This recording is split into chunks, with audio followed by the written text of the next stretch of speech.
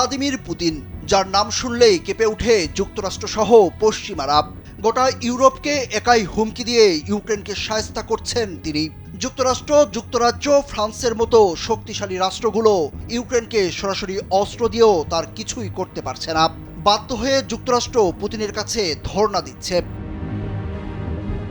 এদিকে বিশ্বের 57টি মুসলিম দেশে মুসলমানদের সংখ্যা প্রায় 200 কোটিরও বেশি। অন্যদিকে ইসরায়েল পৃথিবীর একমাত্র ইহুদি রাষ্ট্র, যার জনসংখ্যা মাত্র 1 কোটির কাছাকাছি। তবুও এই ক্ষুদ্র জনগোষ্ঠীর সামনে অসহায় মুসলমানরা। প্রশ্ন হলো, পুতিন একাই পারছেন, কিন্তু 57 দেশের 200 কোটি মুসলমান কেন পারছেন না? বিশ্লেষকরা বলছেন, মুসলিম বিশ্বের জনগণ ফিলিস্তিনের পক্ষে একজোট হলেও অভ্যন্তরীণ রাজনৈতিক কাঠামোর দুর্বলতার কারণে সরকারগুলোর পক্ষে শক্ত অবস্থান নেওয়া প্রায় অসম্ভব। কারণ ইসরায়েলের বিরুদ্ধে সোচ্চার হওয়া বা শক্ত অবস্থান নেওয়ার ক্ষেত্রে বড় সীমাবদ্ধতার জায়গা হলো পশ্চিমাদের অবস্থান। প্রশ্ন হলো, মুসলিম বিশ্বের জনগণ চাইলেও সরকারগুলো কেন অবস্থান নেয় না?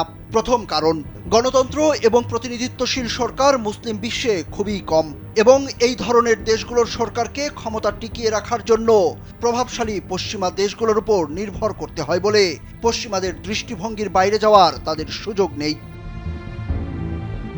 বিশেষ করে মধ্যপ্রাচ্যের দেশগুলোর শাসক পরিবারগুলো ক্ষমতার প্রশ্নে কোনো ধরনের আপোষ কখনোই করে না।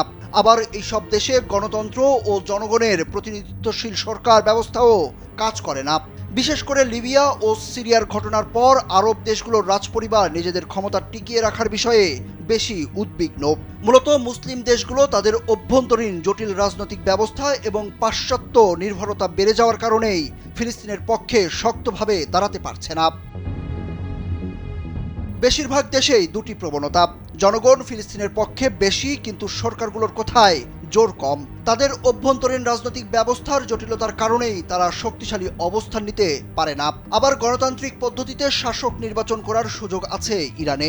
দেশটি যুক্তরাষ্ট্র ও ইসরায়েলের বলয়ের বিরুদ্ধে দীর্ঘকাল শক্ত অবস্থান নিয়ে আসছে। অন্যদিকে তুরস্ক বিবৃতিতে শক্ত ভাষা ব্যবহার করলেও ন্যাটোর সদস্য পদ সহ বেশ কিছু বিষয়ে তারা কৌশলী আচরণ করে। ইরান একা যুক্তরাষ্ট্র কিংবা ইসরায়েলের বিরুদ্ধে লড়াই করলেও আরব দেশগুলো এখনও কৌশলী আচরণ করে। প্রশ্ন হলো, মুসলিম দেশগুলো এই জটিল সমীকরণে আটকে গেলেও পুতিন কিভাবে পারছেন? রাশিয়ার এই লৌহ মানব জর্জিয়া আক্রমণ করেছেন, ক্রিমিয়া ছিনিয়ে নিয়েছেন, এমনকি যুক্তরাষ্ট্রের নির্বাচনকে নস্যাৎ করতে সাইবার আক্রমণ করেছেন। এরপরও পশ্চিমারা নিশ্চুপ ও অকার্যকর।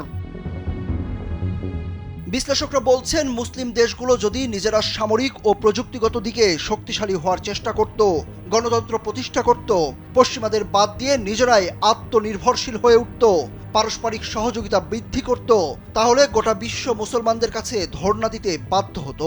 বর্তমানে 57টি মুসলিম দেশের জায়গায় একা রাশিয়া থাকলেও এতদিনে ইসরায়েলের অস্তিত্ব মুছে দিত। এক্ষেত্রে মুসলিম বিশ্ব পশ্চিমাদের ভয়ে ভীত হলেও রাশিয়া, যুক্তরাষ্ট্র কিংবা পশ্চিমাদের হুমকি ধমকি পাত্তা দিত না বলেও মত বিশ্লেষকদের। সুরুজ আহমেদ, কালবেলা।